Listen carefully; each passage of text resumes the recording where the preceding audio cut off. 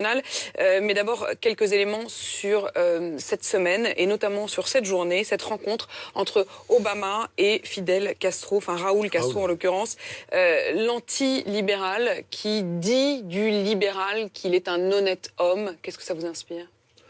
Qu'il était temps qu'on en finisse avec le blocus de Cuba parce que ça n'avait plus beaucoup de sens et que cet embargo était en train d'asphyxier une économie qui a besoin de s'ouvrir pour pouvoir elle aussi créer de l'emploi, et je pense que c'est un bon signe.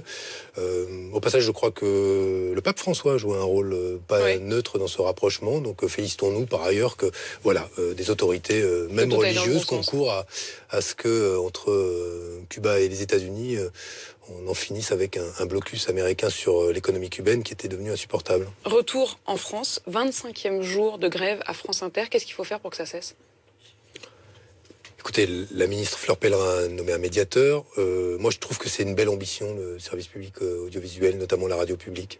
Parce qu'on a parlé, après le 11 janvier, de la nécessité de reconstruire la République, on a parlé beaucoup d'écoles. Et vous pensez que France Inter, je pense que les radios publiques, en général, la presse, dans l'expression de sa liberté, est importante, mais je pense qu'il y a des exigences supplémentaires à l'égard des radios publiques, de la télévision publique, qu'elles n'honorent pas forcément tout le temps. Mais en tout cas, il faut garder une grande ambition, et je crois que les salariés, les journalistes de Radio France... Est-ce qu'il faut qu'elle change? Est-ce qu'il faut que le modèle change? Oh mais moi, écoutez, ça, c'est le travail de ceux qui dirigent Radio France. Ce que je sais, c'est qu'aujourd'hui... C'est quand même devenu une question très politique, hein. On voit Nicolas Sarkozy aujourd'hui dit Radio France est devenu un bateau ivre, une ministre dépassée, je crois que Nicolas Sarkozy n'a jamais beaucoup aimé ni France Inter ni Radio France, parce qu'il considère que c'est une radio de gauche. Je fais vite, mais il y a des... voilà, c'est comme quand si on dit que BFM est une télé de droite, ou etc. Voilà, moi je considère aujourd'hui que il faut avoir de l'ambition pour le service public audiovisuel, et cette ambition, elle passe par la nécessité de donner les moyens à Radio France de pouvoir se moderniser, innover, continuer. Donc il faut leur donner les moyens, les moyens que demandent les grévistes. Oui, je n'ai pas le détail, mais je pense que leur mouvement est en tout cas un mouvement qui va dans le bon sens. La loi sur le renseignement arrive à l'Assemblée nationale. Est-ce qu'elle vous convient? Écoutez, j'ai regardé. J'ai déposé quelques amendements, notamment sur le rôle du juge judiciaire, sur le champ d'application de la loi, dès lors qu'elle couvre un champ assez large. Le renseignement, il peut couvrir jusqu'à la question du renseignement dans le domaine de l'intelligence économique et de la défense de nos intérêts stratégiques sur le plan économique. Et donc, il se pose la question de savoir ce qui relève du renseignement et puis ce qui relève ensuite de la loi quand on constate une infraction. Et je pense qu'il faudra préciser largement un certain nombre de dispositions de cette loi, parce que sinon elle risque de couvrir un champ si large qu'au bout du compte elle va aller bien au-delà de la mission qui doit être celle de sa loi, c'est-à-dire donner les moyens de renseignement. Mais quel est l'objectif? C'est de mieux lutter contre le terrorisme. Et notamment le fait que quand parfois il y a des réseaux de délinquance économique ou des circuits de financement illégaux, ils peuvent être connectés à des financements de filières djihadistes, de projets terroristes, etc. Tout ça, il faut évidemment se donner les moyens de pouvoir lutter contre, mais attention à ce que le champ d'application de la loi ne soit pas totalement déconnecté parfois de ce qui pourrait être une entreprise à visée terroriste. Et là-dessus, je ferai avec d'autres des propositions d'amendement, mais je pense que le gouvernement sera ouvert évidemment à ces propositions. Psychodrame au Front National. Est-ce que le Front National sans Jean-Marie Le Pen deviendra un parti comme les autres? Non. Non, c'est juste une opération de réhabilitation, pour reprendre les mots, par exemple, de Manuel Valls. Est-ce que vous estimez que c'est ça? Monsieur Philippot, mais non. Non, mais il n'y a qu'à regarder et lire ce que la jeune génération dit. S'il fallait exclure tous les antisémites du Front National, on n'en finirait pas. Non, je pense que... Moi, je me suis engagé en politique contre le Front National. Pas pour beaucoup de choses, mais aussi contre le Front National. C'est pour ça que vous êtes engagé en politique? Oui, mais moi je crois la République métissée. Je crois, de ce point de vue-là, vous n'avez pas vraiment réussi, parce que le Front National ne cesse d'augmenter depuis que vous faites de la politique, vous et d'autres. Mais je constate aujourd'hui, effectivement, une situation où le nombre de Français en situation, qui ont peur de l'avenir, qui considèrent que leur vie va pas bien, et surtout qui n'ont plus de pouvoir, a grandi. Et cette question de la souveraineté, donc du pouvoir dont chacun dispose à travers son bulletin de vote, moi, je la mets dans le débat politique depuis de nombreuses années. Et je pense que, par exemple, sur la question européenne, j'ai voté non au traité constitutionnel européen, nous aurions dû nous aurions dû tirer davantage de leçons de ce qu'avait été le message du peuple français, parce qu'il était extrêmement clair. Et de là est née une forme de malentendu entre la gauche et le peuple, et malentendu dont des femmes et des hommes comme moi allons tout mettre en œuvre pour qu'il soit levé et pour faire en sorte que demain nous soyons au rendez-vous de la souveraineté populaire. Et bien sur ce point, comme sur d'autres, vous allez pouvoir en débattre directement justement avec le Front National, puisqu'on accueille tout de suite Florian Philippot pour le face-à-face.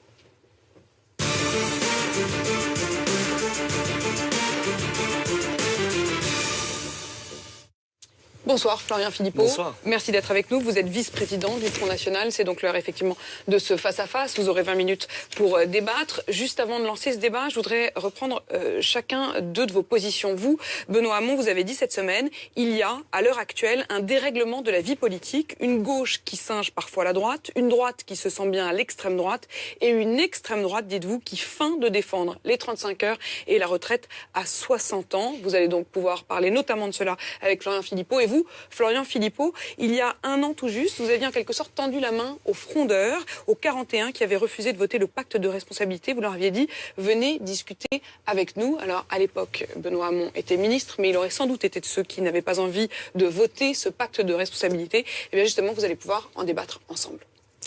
Oui, bonsoir, monsieur Hamon. Bonsoir. Je vous ai écouté attentivement et j'ai été frappé par une réflexion que j'ai eue et qui nous amènera rapidement à des débats de fond, je crois, ce soir, sur le sens réel et la sincérité de votre engagement politique. Parce qu'aujourd'hui, j'entends des critiques que vous faites sur notamment la question économique, la question européenne. Ce sont les fameux frondeurs. Mais j'ai le sentiment un peu, si vous voulez, d'un jour sans fin, d'une histoire qui se répète inlassablement depuis des années, voire des décennies, notamment au Parti socialiste. Parce que, bon, malgré tout, vous étiez au gouvernement il y a encore quelques mois, vous êtes toujours au Parti socialiste, député du Parti socialiste, et vous vous êtes abstenu au mieux sur le vote de confiance, pas plus. Et par ailleurs, il y a 7 ans déjà, dans un précédent congrès du Parti socialiste à Reims, c'était l'époque du nouveau Parti socialiste, vous réclamiez déjà une réorientation, un changement qui n'est évidemment pas venu et qui ne viendra pas, vous le savez très bien, cette fois-ci non plus. Vous êtes et vous resterez demain, et vous le savez, dans un parti qui est pro-Union européenne telle qu'elle est, pro-euro, donc pro-austérité, anti-protectionnisme, favorable au traité de libre-échange avec les États-Unis qui est en cours de négociation. Un parti comme l'UMP d'ailleurs qui est anti-PME, anti-artisan, un parti qui est favorable à la directive détachement des travailleurs, un parti qui a fait le traité budgétaire, qui l'a même ratifié alors que vous étiez dans la majorité bien évidemment et au gouvernement. Bref, je crois que ça pose le problème du sens de la sincérité par rapport à vous-même et vos électeurs de cet engagement. Qu'est-ce que vous demandez à Benoît Hamon? Si sa place est vraiment au Parti socialiste aujourd'hui? Je demande si c'est un engagement politique ou un jeu pour des parts de marché. Parce que ça dure depuis beaucoup trop longtemps et que vous êtes conscient de cela. Et puis j'aimerais qu'on ait dans le débat, et ça rejoint cette question-là, un autre sujet de fond, là, des questions économiques et européennes. Le projet de loi, je veux juste finir cette phrase, le projet de loi renseignement. Comment pouvez-vous accepter d'être dans un parti qui soutient cela? Ce projet de loi, on peut l'accepter, on peut l'avoir en Chine, on peut l'avoir dans un pays autoritaire, parce qu'il vise à donner des pouvoirs exorbitants à l'autorité administrative, notamment au Premier ministre. Et en ce moment, le Premier ministre, c'est M. Valls. On sait que parfois il est dans un état second, mais ce projet de loi, si vous voulez, c'est 100% flicage et c'est 0% sécurité. Comment accepter cela alors qu'on verra les libertés individuelles, les droits de l'opposition politique réduits considérablement, et en même temps la sécurité et la lutte contre l'islamisme qui ne sera pas engagée. Votre sincérité, Benoît. Vous seriez inquiet si cette loi était appliquée, qu'un Premier ministre était du Front National. Mais je retiens effectivement que... Vu dans quel état se trouve parfois M. Valls, de perte de nerfs et d'énervement, je suis inquiet, comme beaucoup de Français, oui, bien sûr. Non, mais je trouve intéressant que votre entrée, c'était, je ne veux pas vous vexer, c'était à la même place quand j'étais venu la dernière fois, c'est exactement ce que m'avait dit Mme Pécresse. Ça vous fait un point commun avec Mme Pécresse, me parler de est-ce que je suis bien comme frondeur ou pas, etc. Bon, cela étant dit, je vais répondre sérieusement au fond à ce que vous dites. Moi, je crois aujourd'hui que nous sommes dans une situation incontestable de crise à la fois démocratique, sociale, et qu'il faut y répondre. Et que ça suppose de poser des actes, et j'essaye à ma place d'en poser modestement et de prendre mes responsabilités. Et j'ai essayé d'être constant tout au long de ma vie politique. Ce que j'ai dit quand j'étais ministre, avant d'être ministre, que je redis aujourd'hui, c'est que je pense que de cette crise économique et sociale et de cette crise démocratique peut naître une catastrophe. La catastrophe, ce serait que vous preniez le pouvoir. Parce que je pense aujourd'hui que non seulement vous n'y êtes pas prêt, mais que le chemin que vous proposez aux Français, notamment sur la question européenne, est un chemin extrêmement dangereux. Je m'explique. En gros, il y a deux chemins. Osez. Ceux qui considèrent aujourd'hui qu'au regard de l'échec de l'Europe, et il est incontestable celui de l'Union européenne, à assurer la prospérité, le progrès social et surtout la souveraineté démocratique du peuple européen, il faudrait sortir de l'euro et donc sortir de l'Europe au bout du compte. C'est-à-dire, en clair, la mise en concurrence des peuples entre eux. Et une forme de victoire de la mondialisation libérale, puisque de facto, le projet qui aurait été celui des Européens de construire un continent démocratique aurait échoué et qu'il faudrait en prendre acte. Et puis ceux qui considèrent que dès lors que le suffrage est important, le bulletin de vote est important, la vraie question qui nous est posée, c'est comment on reconquiert les outils de la souveraineté démocratique en Europe, et vis-à-vis de la politique monétaire, et vis-à-vis de la concurrence fiscale et sociale telle qu'elle s'exerce aujourd'hui en Europe. Et moi, je considère que je n'ai pas envie de laisser le projet européen à toutes celles et ceux qui l'ont historiquement combattu, dont vous. Et puisque vous évoquez mon parcours, c'est quand même assez amusant qu'un ancien militant de gauche, puisque vous avez été de gauche auprès de Jean-Pierre Chevènement, saute aujourd'hui au Front National à m'expliquer que moi, je ne suis pas cohérent. Moi, j'ai toujours tenu cette ligne-là. Toujours tenu cette ligne-là, comme ministre, comme député, et avant même d'être ministre ou député. Et c'est autour de ces deux chemins que doit s'organiser le débat. Et je le dis, ce qui m'inquiète, c'est qu'à force que nous, parfois, nous donnions le sentiment, devant nous, la gauche, donnions le sentiment de ne pas avoir assez de force pour justement obtenir cette réorientation de la politique européenne, par défaut, cela nourrit un vote Front National ? Un vote Front National, et incontestablement. Ce que vous voulez dire, c'est qu'une partie de ceux qui auraient voté pour vous votent aujourd'hui pour Florian Philippot ? Par défaut, il vaut peut-être mieux en finir avec l'aventure européenne. Et moi, je ne désespère pas. Je ne suis pas un désespéré, un résigné, un impuissant. Au contraire, j'essaie de travailler à des solutions. Florian Philippot. Oui, écoutez, déjà, on va avoir un désaccord de fond, et je crois que c'est assez significatif de votre manière de penser. Vous êtes très boutique politicienne. Vous dites le problème de la crise, la catastrophe de la crise, ce serait l'arrivée au pouvoir du Front National. Non. La catastrophe de la crise, c'est que des millions de nos compatriotes sont mis au chômage. La catastrophe de la crise, c'est que les retraites sont plus bas que jamais. La catastrophe de la crise, c'est que des gens ne voient pas de perspective pour leurs enfants et leurs petits-enfants. D'accord, mais c'est assez significatif. Vous savez, quand vous nous avez dit, je crois le 10 avril sur Europe 1, on doit débattre de ce qu'il est nécessaire de changer de cette politique pour interrompre le cycle dangereux des défaites électorales. Mais c'est très révélateur, cette manière de penser. Non, c'est pas pour interrompre le cycle dangereux des défaites électorales, tout le monde s'en moque. C'est pour interrompre la crise terrible que nous subissons et la politique désastreuse du gouvernement qui fait souffrir des millions et des millions de nos compatriotes. Alors le projet européen, je suis très heureux que vous veniez dessus. On a un désaccord de base. Vous m'avez dit, je ne sais pas si c'était un lapsus, je ne pense pas, la souveraineté du peuple européen. Mais il n'y a pas de peuple européen. Il y a un peuple français en revanche, il y a un peuple italien, il y a un peuple allemand, il y a un peuple espagnol. Il y a des peuples, il y a des nations dans le monde. Jean-Marie Le Pen, il pense qu'il y a l'Europe blanche et qu'il veut, avec M. Poutine... Vous avez face à vous Florian Philippot, vice-président du Front National, oui, et je considère que le peuple européen, ça n'existe pas. Florian Philippot, et la question de la souveraineté... vice-président du parti fondé par Jean-Marie Le Pen il y a 40 ans. Je vois vos astuces pour éviter de parler du fond, mais je vais rester sur le fond. Ça m'intéresse parce que vous êtes quand même... Je vais rester sur le fond. Actualité sur vous en ce moment. Je vais rester sur le fond. La question de la souveraineté nationale et de la souveraineté populaire. Mais monsieur Hamon, si effectivement vous voulez récupérer la souveraineté, déjà mettez-la au bon niveau, c'est-à-dire au niveau du peuple français, parce que lui il existe, le peuple européen il n'existe pas, et ce sera toujours les technocrates et les lobbies qui au final auront le pouvoir, comme aujourd'hui dans cette fiction de l'intérêt général européen qui est à la Commission européenne. On sait bien que ça donne le pouvoir aux lobbies financiers autour de la Commission. Et puis à ce moment-là, ne restez pas dans un gouvernement qui a fait ratifier le traité Sarkozy-Merkel, le traité budgétaire, qui a réduit notre... Il n'y est plus, en l'occurrence. Oui, mais il était ministre à ce moment-là. Je ne l'ai pas vu démissionner. Je ne l'ai pas vu démissionner alors qu'il était contre. Et c'était un traité qui nous a mis sous tutelle budgétaire. Nous n'avons plus notre souveraineté monétaire, notre souveraineté budgétaire, nos frontières, ni économiques, ni migratoires d'ailleurs, avec Schengen. Alors comment on fait pour s'en sortir dans cette politique-là? Moi je veux bien qu'on dise on va changer l'Europe. Et je finirai là, on va changer l'Europe, on fera demain, on fera demain. Ça fait 30 ans que les Français entendent ça. Et ça fait 30 ans que vous leur mentez en réalité parce que rien ne change jamais. Ce qui est bien avec les énarques, c'est qu'il y a une chose sur deux pour qu'ils vous fassent la leçon. De ce point de vue-là, vous êtes assez conforme à... Vous avez dit ça à M. Hollande ou... Non, mais je vous le dis parce que c'est assez frappant de votre part. Mais... ce que je veux dire justement sur la question du projet européen et du traité constitutionnel et ensuite de ce qu'on appelait le TSCG. Aujourd'hui, moi je considère aujourd'hui que la question de la souveraineté des Européens dans le continent européen, elle est posée. Elle est posée depuis le début parce qu'il n'y a pas assez de contrôle démocratique des décisions qui sont prises.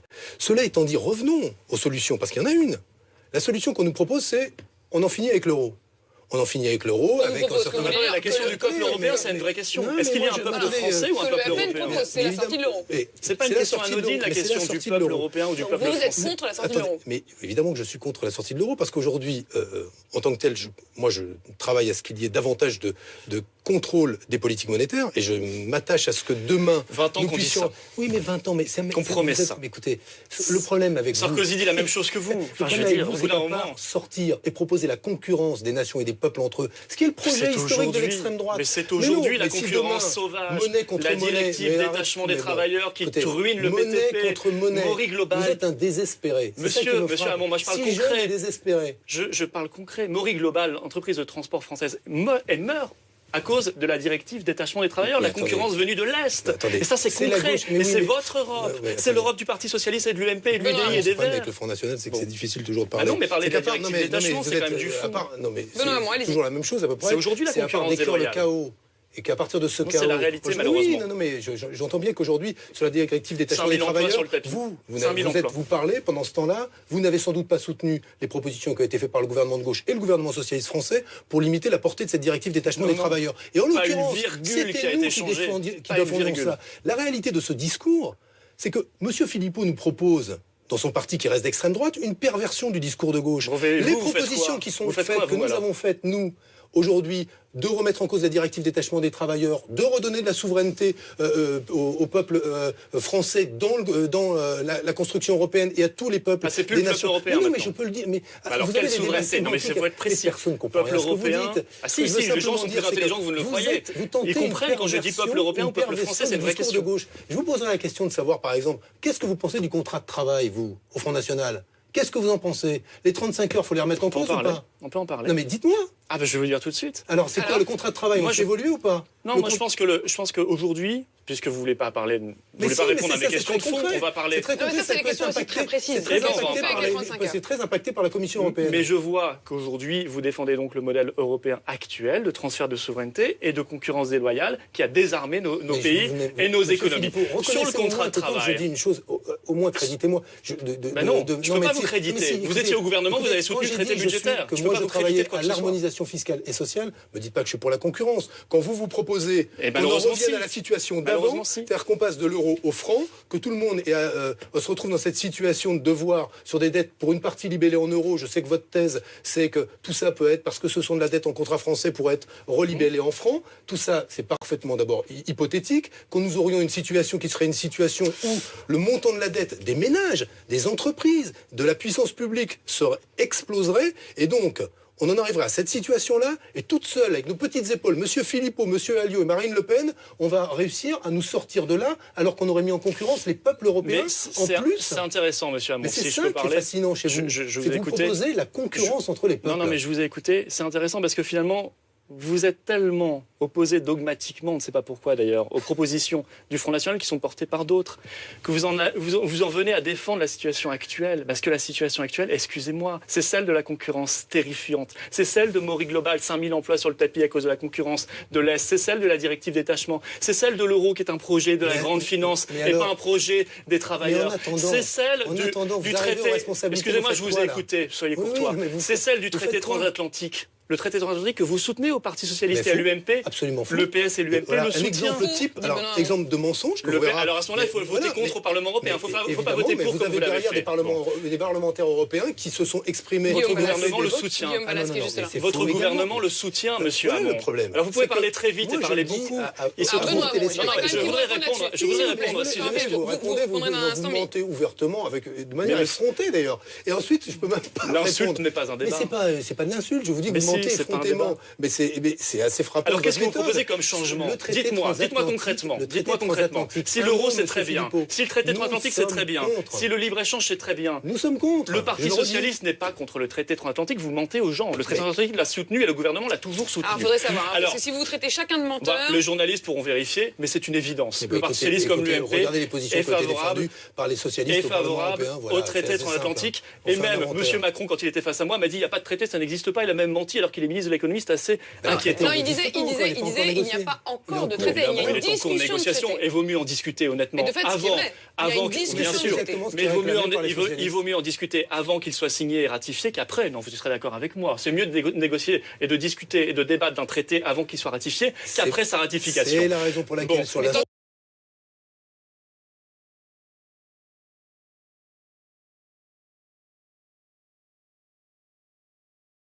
a été Je crois qu'il voulait quand même nul. répondre. Vous étiez... Non, mais voulait quand même attendez. répondre sur le Je voudrais quand même faire une Atlantique. phrase. Excusez-moi, il a beaucoup parlé. Votre action, par exemple, vous étiez contre le traité constitutionnel en 2005. Oui. Mais ensuite, en 2008, ce traité constitutionnel que le peuple français avait refusé par référendum, vous étiez pour le non, comme moi d'ailleurs à l'époque, a été adopté, renommé traité de Lisbonne avec les voix du Parti socialiste. Vous êtes resté au Parti socialiste. En quoi votre action, un seul jour, monsieur Hamon, a changé l'Europe, a réorienté l'Europe? En quoi un seul jour vous avez apporté du progrès économique et social aux travailleurs français, aux travailleurs européens? Jamais. Systématiquement, vous avez parlé, vous avez promis, vous avez refait les mêmes promesses, mais vous n'avez jamais rien changé. Et on peut parler du contrat de travail, parce qu'aujourd'hui, effectivement, c'est la précarité. C'est la précarité généralisée. Et j'espère qu'on en parlera juste après. Vous êtes un vrai moulin à parole, ce qui fait vite que j'ai à parler. Alors je vais vous dire ce que moi j'ai obtenu. J'essaie d'obtenir Il y des a des choses que vous informations. avez combattues. Quand j'ai créé dans la loi un droit d'information pour les salariés, pour qu'ils sachent quand leur entreprise est à vendre, parce qu'ils ne le savent pas. La belle affaire. Vous l'avez combattu, La belle affaire. alors que c'est soutenu par les salariés, et fort heureusement, puisque ça leur permet d'avoir un droit. Total. Voilà, donc premier sujet. Vous avez le droit de savoir que vous êtes licencié. Quand aujourd'hui Merci, on crée le tiers payant généralisé, vous êtes contre. C'est le fait qu'on ne n'ait plus à faire l'avance sur la consultation, vous êtes contre. Non. Quand aujourd'hui nous proposons que les maires n'aient plus le droit de faire le tri pour les familles qui accèdent à la restauration scolaire entre les familles qui sont au chômage et celles qui ne le sont pas, au motif que quand un parent est à domicile, eh bien, il peut garder les enfants et peut le nourrir et le gamin ne va pas à la restauration scolaire. Là encore, vous êtes contre. Eh bien, vous vous prononcez à chaque fois. Mais tout quand cela les est questions faux. sont posées, vous avez une députée, Marion Maréchal Le Pen, Monsieur Bompard, Monsieur Collard. Eh bien, nos maires ont été plébiscités aux élections des départementales. progrès sociaux. Ils ne sont jamais au rendez-vous des progrès sociaux. Et ça, c'est le Front National des faits. Est-ce que vous vous êtes déjà regardé dans un miroir, Monsieur Hamon, est-ce que vous êtes fier de votre action économique et sociale et de votre bilan?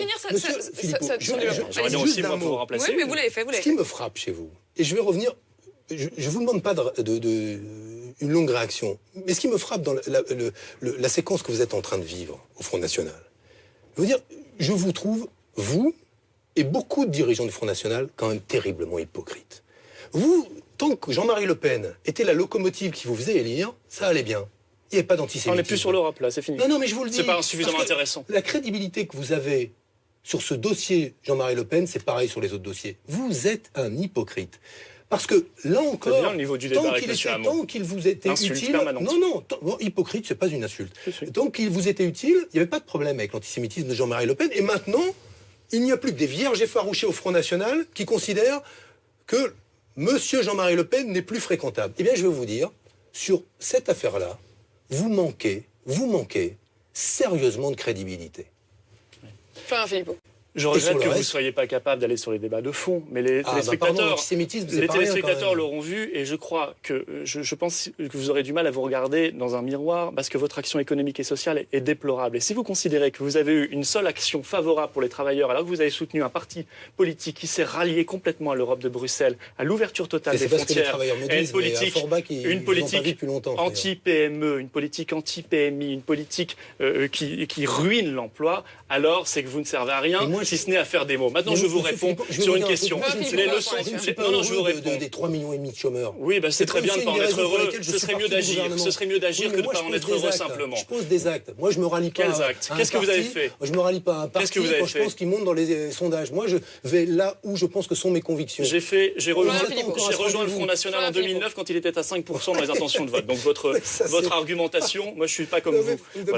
C'est vrai, franchement. Sur l'antisémitisme, Monsieur Hamon, Avaux-en-Velin, un conseiller municipal socialiste, il y a quelques mois, a été pris pour antisémitisme. Qu'est-ce qui s'est passé? Il a été promu dans sa mairie. Alors, passez un petit coup de fil au maire socialiste de Vaux-en-Velin. On en reparlera avant que vous donniez des leçons de morale à la terre entière. Parce que vous n'êtes pas crédible sur ce terrain-là. Vous n'êtes pas crédible dans un parti, excusez-moi, qui est l'ancêtre. Vous voulez qu'on revienne au passé?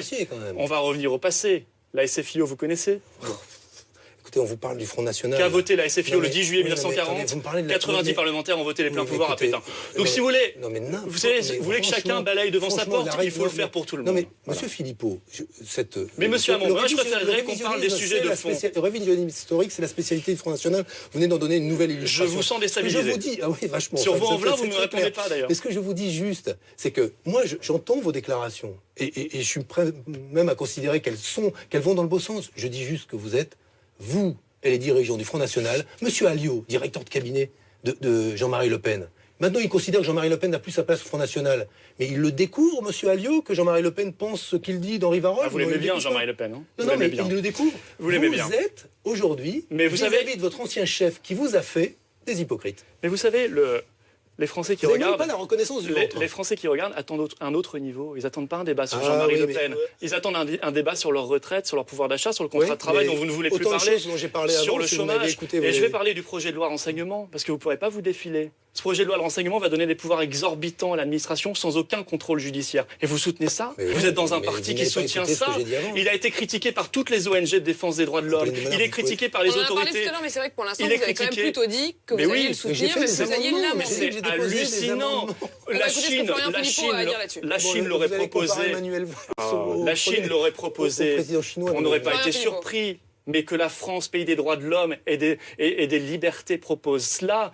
Vous avez vu les hébergeurs web qui disent on va devoir quitter la France. Vous avez vu les hautes autorités de défense des libertés individuelles qui disent ça va être une traque contre l'opposition politique et contre les libertés des internautes et des individus. Mais en plus, c'est 100% flicage. Et on a lancé une pétition nationale. Mais on vous recevra avec la LDH parce qu'on les reçoit. C'est 0%. Ça mérite pas un sourire, ça. C'est 0% sécurité. Parce que qu'est-ce que vous faites concrètement sur ce sujet-là, Monsieur Hamon, je finis ma phrase et vous allez répondre. Qu'est-ce que vous allez faire concrètement? Qu'est-ce que vous faites contre le djihadisme et l'islamisme radical? Il n'y a rien sur les frontières nécessaires à remettre en place pour contrôler les trafics d'armes et les trafics de personnes. Il n'y a rien sur la lutte contre le communautarisme, qui est le poison de notre société et qui est le terreau de l'islamisme radical. Il n'y a rien sur la surveillance des prêches dans les mosquées. Nous, on propose le gel de la construction des mosquées parce que les sources de financement ne sont pas claires. Quand vous avez l'Arabie Saoudite et le Qatar derrière tout cela, ça ne vous pose pas de problème. Donc vous avez créé un site internet, stopjihadisme.gouv.fr. C'est tout ce que vous avez fait. Mais c'est sérieux ça, monsieur Hamon, et ça concerne la sécurité des Français et leur liberté. Je ne fais pas commerce électoral de l'islamophobie, ce qui est votre responsabilité, vous le faites si vous voulez. Mais je prends ça au sérieux. Charlie Hebdo, c'est pas une question d'islamophobie, ce sont des gens qui sont morts. Ce sont des gens qui sont morts. Mais dans la lutte contre le djihadisme et le terrorisme, ce gouvernement a été à la hauteur. Il a été à la hauteur sur la scène internationale quand il a décidé d'intervenir au Mali et au Sahel. Moi, j'ai encore souvenir que dans votre parti, quand on prenait des décisions d'intervention à l'extérieur, on vous trouvait plutôt du côté de Bachar el-Assad et de Kadhafi que du côté de ceux qui prenaient la responsabilité. Vous êtes fier de l'intervention en Libye? Non, mais vous êtes fier de l'intervention en Libye qui a mis au pouvoir les djihadistes, l'intervention de Sarkozy et BHL. Franchement, vous êtes toujours. Elle a déstabilisé la région. Totalement. Et mis au pouvoir les tyrans. Et après, vous nous dites. Ah, il y a un problème aujourd'hui de terrorisme. La réalité, c'est que non, mais l'intervention en Libye, vous étiez le président de la République a pris ses responsabilités. Nous avons évité le chaos dans le Sahel. Aujourd'hui, grâce à l'armée française et grâce à la capacité opérationnelle qui a été la nôtre. Raison pour laquelle nous demandons au passage, et je le répète, puisque c'est difficile d'avoir un échange, que ces dépenses liées aux opérations extérieures de la France soient prises en compte par l'Union européenne comme des dépenses qui servent la défense du continent européen et qu'elles ne rentrent pas en ligne de compte de la calcul des déficits. Disait déjà ça. Mais je dis ça parce que là, en l'occurrence, on aimerait bien que et M. Juncker et les autres pays européens répondent. Mais sur la lutte contre le terrorisme et le djihadisme, et le projet de loi terrorisme, notamment à travers la création de 2400 emplois supplémentaires dans la gendarmerie, dans l'armée, dans la police, notamment pour être en capacité de pouvoir suivre et démanteler les filières terroristes quand elles se nichent ici. Mais, pardon de le dire, ce que vous faites là aujourd'hui, c'est que parce qu'il existe ce fléau du djihadisme, vous voulez nous entraîner le peuple français sur le terrain d'une islamophobie généralisée. C'est faux. Eh bien moi, je suis favorable à une république métissée. Vous, ça vous énerve. Les couleurs, vous n'aimez pas. C'est votre truc. Il faut que ce soit blanc, exclusivement blanc. Mais moi, j'aime le blanc. Mais j'aime pas que le blanc. J'aime le noir. J'aime toutes les couleurs de la France. Et ces couleurs que, je veux vous dire, de toute façon, vous êtes perdus aux yeux de l'histoire. Vous ne gagnerez pas, parce que nous sommes plus forts que vous. Voilà. Bien. Ça s'est pas vu aux dernières élections, vous étiez le mot plus de la fort. fin, Florian Philippot, votre réponse? Moi, j'aime le drapeau métissé français, le bleu, le blanc, le rouge. Moi, je l'ai servi. Et ce sont mes seules couleurs. Moi, je l'ai servi. Parce que et vous Bah, excusez-moi, Jacques Chirac avait supprimé le... Donc voilà. Donc j'ai pas pu faire le service militaire, ça n'existait plus. Bah, très bien. Mais on est favorable au rétablissement, effectivement, du service militaire. Moi, j'aime ce drapeau bleu, blanc, rouge et je ne regarde pas, moi, la couleur de mes compatriotes. Je ne raisonne pas comme vous. Je ne mets pas les gens dans des cases. C'est affreux ce que vous faites. Il n'y a que des Français. Il n'y a que des Français. Et vous savez, nos compatriotes de confession musulmane, comme nos compatriotes chrétiens, juifs ou athées ou quoi que ce soit, ils sont pour la sécurité, ils veulent la sécurité.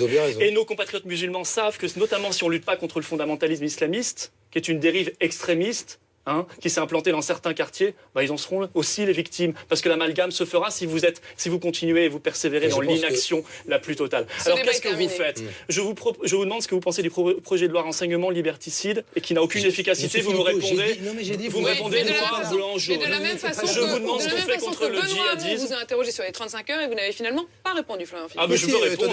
Je considère sur les 35 heures que ce n'est pas la priorité du moment en pleine crise économique que de redéstabiliser nos PME et nos PMI sur ce sujet-là. Nous voulons, nous, supprimer le RSI, voyez-vous. Ça serait beaucoup plus efficace pour nos petites entreprises parce qu'elles crèvent de charges et d'impôts. Merci Florian Philippot d'être venu débattre. Et on accueille tout de suite Laurent Neumann pour l'After RMC.